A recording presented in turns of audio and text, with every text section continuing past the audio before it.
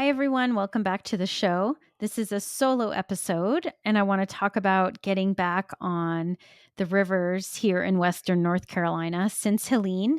Some of them have changed significantly, and I found myself in my discomfort zone getting back out there, not only because the weather is a bit colder right now, and it's not my favorite to go out paddling in the cold weather, but also because the rivers are different. And I used to know them super well.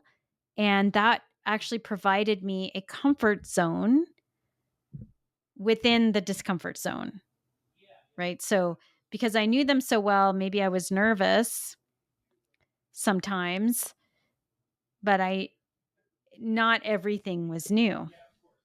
I had some comfort in knowing that I could figure it out, knowing what the bottom looked like, knowing what the next rapid was, knowing where all the hazards were, all of that good stuff. And there's definitely a lot of grief about the changing rivers and of course it's important to grieve and what we've lost because we lost some amazing rapids and runs that we knew really well and that were beloved. And it's also important to uh, come to remember that the only constant in life is change and that it's very normal for rivers in many parts of the world and the country to go through changes, right? And uh, the rivers that I paddle in Costa Rica with my trips, right, they change sometimes every year. And the rivers out west have new rapids come in from time to time and you know processing that and learning how to assess it's like learn it's like yes assessing being able to assess a river or rapid and decide if you want to take it on. And so I hadn't done that so much in the last several years because even though, like I said, rapids had changed in Costa Rica, I surround myself with other paddlers and guides who know the river super well and they, give great beta. And and same thing here. There's been great beta, super appreciative of folks who got out there right away.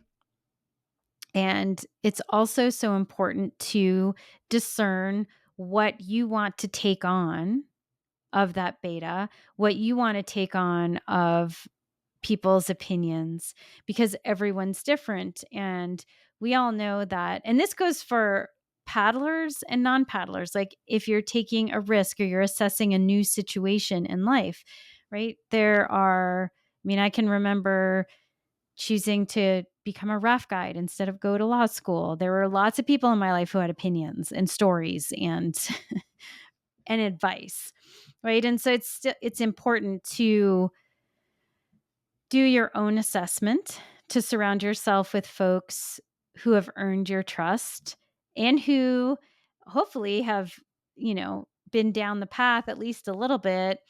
That's not, some of you might be super explorers and you love to do first descents, right? And you are the first person paving the way. And yes, I've had some of that in my life. And it is nice to also have people in your life that you trust and that have some insight. At the same time, it's still important to do your own assessment and getting on these rivers, a few of the rivers that have changed. One, I want to say that the rivers are still super fun. And I'm still so grateful to live here and to have access to so many amazing rivers. And yeah, so I know I've gotten texts from people who are still under the impression that everything is destroyed and that The rivers are not runnable, and the rivers that I've been on, at least, are absolutely runnable. Do you need to be cautious and respectful and be thoughtful about it? Absolutely. And there's still a lot of fun whitewater here in Western North Carolina. What I got present to in getting back on these rivers, some of these rivers, and the rivers I've paddled that have changed are the Nolichucky that have been affected. The rivers that I've paddled that have been affected are the Nolichucky, Wilson Creek, the bottom part of the French Broad below Big Laurel, and Big Laurel hasn't changed, which was pretty fun to paddle. A river that actually didn't get that high miraculously during Helene, and so that was fun as well. So, in terms of a couple of years ago, I wrote a blog post called "Scary Stories and How to Face Them," because a lot of folks, or because I have experienced myself, and also I know my clients experience in talking with them or just talking with paddlers, that one of the things that can be scary about whitewater kayaking and whitewater kayaking culture is people love to tell scary stories about what happened on the river, or this rapid is scary and this obstacle is so scary and or really dangerous. And it really can affect people and have them go in a negative spiral of doubt. And people ask me often how to deal with that. And I think that it's really important that you uh, be very clear on that you do not have to take on everything that someone says about a rapid or about a river. Remember, they have a certain lens, a certain perspective, have had certain experiences in the past. That doesn't mean that any of that is happening today. And it doesn't mean that you have to feel the same way or take on the same things. And that was present for me in the last couple of weeks, getting back on some of these rivers where I'd heard beta, and there was one particular rapid that has a drop in it now. And I had heard a lot of things, and, there was different talk about it, and there was an obstacle below the rapid that you needed to be sure that you could make the move away from that after you ran the drop. So again, it's so important to be thoughtful. Where's the outflow? Do you have your plan? And when I was scouting it, the stories were in my head of, it's a bad hole. This is, even people who know what they're doing could really mess up. There are all kinds of things that had been said. And when I looked at it, I definitely was like, oh yeah, I see that this could be a bad hole, especially maybe at higher water. Right now, I can see the tongue going through the bottom. I could see the line, and then of course I watched my husband Andrew run it like 3 times, 3 different lines, and he made it look so easy. I have enough experience around him to know that just because he makes it look easy does not mean that it's going to be easy. However, I could really, see his lines were squaring with my inner assessment of like, I think this is good to go.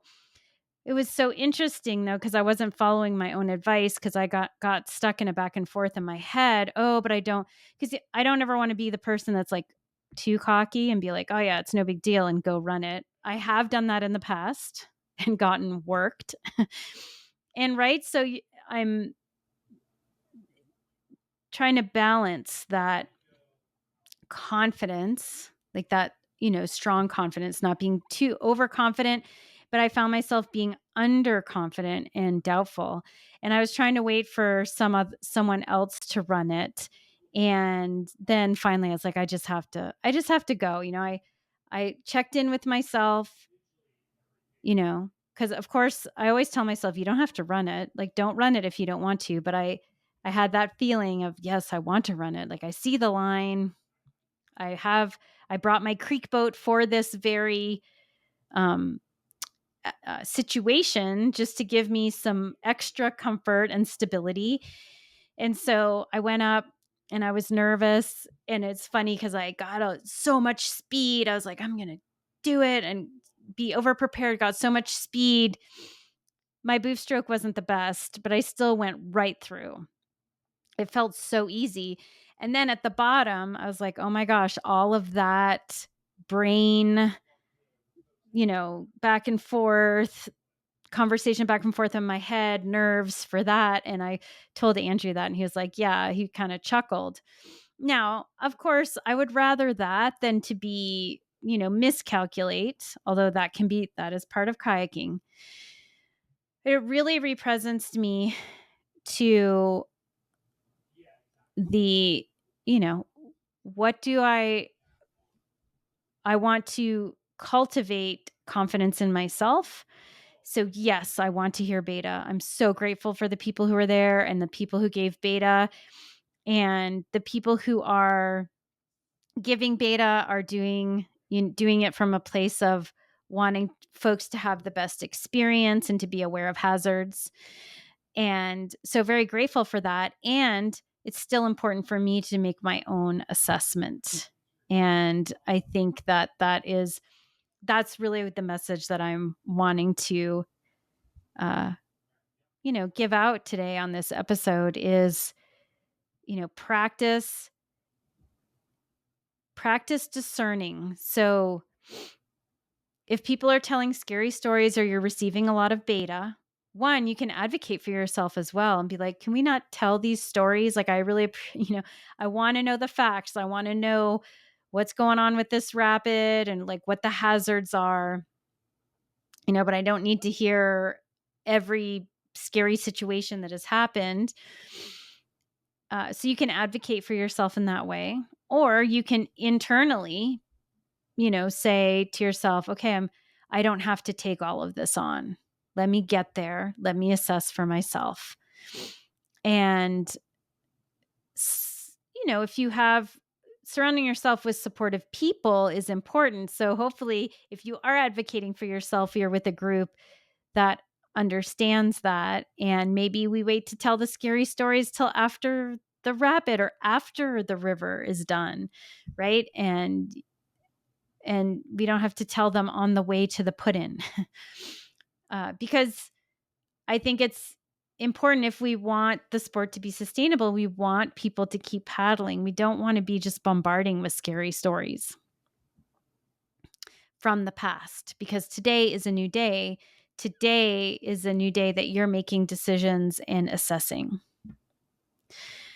So the other part of that is setting boundaries around what is not yours to take on. And the other thing is, if you're on the other side and you have the beta, being aware of how you're giving that beta and why, right? Is this piece of information I'm about to share, is it truly relevant for this person in making their decision? Is the story I was about to share truly going to make a difference, going to make a contribution to the group in how they approach this rapid? Or am I just saying it because I want to sound cool and I think it's, or I'm scared and I want to project that fear onto them because I want them to know how serious it is? And just remember that just because you're scared does not mean everyone has to be scared. Just because you think a rapid is difficult does not mean everyone will think it's difficult. When Andrew looks at a rapid and I look at a rapid, we will have, depending on the rapid, of course, we'll have two different responses and decisions. A rapid that he'll look at rapids. I used to paddle a lot of class 5 and now I don't. So if we're looking at a class 5 rapid, he's super pumped and sees the line is like, yeah, this is awesome. And I'm like, yeah, hell no, I'm going to walk around. And that's, you know, I have no business projecting my fear onto him, right? And of course he has no business in trying to convince me to do something that I don't want to do also, right? So it goes both ways. And so being thoughtful about, what am I saying? How am I saying it? Is this actually a contribution to the group? So even though I miss the rivers and it is sad and there is grieving to be done for the runs that we no longer have, there is also growth and fun and joy to be had in learning the new rivers and the rapids, and still, like I said, so much great whitewater. And it's an opportunity to get out of my discomfort zone, or maybe if you're going to come paddle the rivers, get out of your discomfort zone. And if you've never paddled the rivers in Western North Carolina before and you're coming to paddle them, then it will be new anyway. So set those boundaries, be thoughtful, grow your confidence, cultivate your confidence in assessing, and remember that is going to take trial and error. So sometimes it might not work out, and that's why hard moves in easy water is so important. Testing out that self-assessment, and why it's so good to get out from just following people or just doing whatever, or always asking someone, should I run this? Right. And only running it if someone else tells you you should run it. Like, get out there and make some decisions, try stuff out, surround yourself with great people. And again, this is in any area of life. The river is a metaphor for life. How you approach kayaking is how you approach life. And if you're not a paddler, how you approach life is how you would approach kayaking, right? So approaching risk and risk assessment can apply to any area. Thanks for tuning in this week. Would love to hear your feedback. Let me know, how do you assess? How have you cultivated your confidence in assessing whether you want to run something or you want to take on a risk?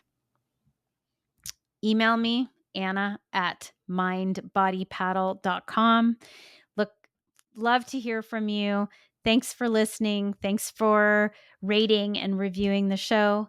And I'll be here next week.